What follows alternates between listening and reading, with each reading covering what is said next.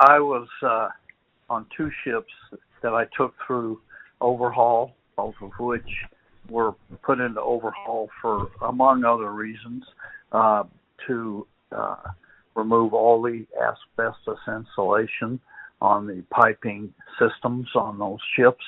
It was extensive work, and we were given no training or alert or warning about asbestos dust in the air.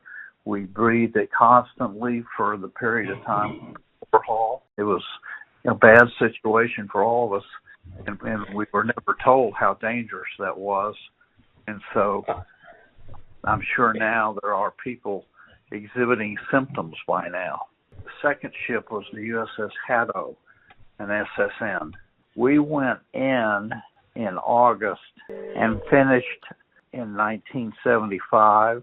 So that's why I was giving you this alert, because it appeared, as near as I can tell, that it's not out there anywhere on the internet about the Haddo going through a de-asbestos overhaul. We were there for other reasons too, and so probably the other reasons get the official notice.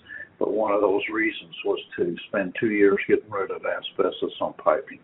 I was one of the officers on board. Zero alerting to the dangers, zero training, no masks, no nothing. We were exposed to it 24 hours a day, because shipyards don't work 8-hour days. They work 24/7. And so that asbestos was being ground off the piping systems 24 hours a day. And every day there's a duty section, and that from the ship's crew while the shipyard's doing that work. And that duty section from the ship's crew does not sleep during that 24-hour period that they're the duty section. And there'll be an officer in charge of that duty section, a senior officer, and I was one of those senior officers.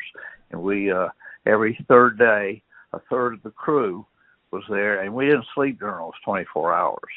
We reported aboard at 7 in the morning, and were awake up and working until 7 the next morning when the next day's duty section came on board. And we did that every third day. So for every third day, we were up, awake, and working for 24 straight hours. They sort of downplayed it about it being dangerous as, well, somebody won a couple lawsuits against, I forget the name of the company, but a regular commercial company that had put the asbestos in to begin with during new construction. And so they said, yeah, a couple of people won lawsuits and blamed the Navy asbestos for their lung cancer and blah, blah, blah. And so now we're having to get rid of the asbestos on all the ships because of these 3 or 4 lawsuits that the Navy lost. They kind of made it sort of a joke and downplayed it, and then it wasn't a big deal. But we still had to do this millions of dollars worth of work there's a cloud of asbestos dust on the ship 100% of the time for those 2 years. My health is poor, but the other side of that coin is my health is wonderful. And it's wonderful because I'm 76 and a half years old, and I'm still alive, and I don't have cancer, but it first showed up in my lungs for my doctors this year. 2 different ones of my doctors this year when I was having my regular checkup with my PCP, my primary care physician, my regular annual physical, noticed it, found it in my lungs, and then my pulmonologist during my regular annual checkup with him also noticed it in my lungs. Says, you got a rattle in your lungs, let's get a X-ray and an MRI done.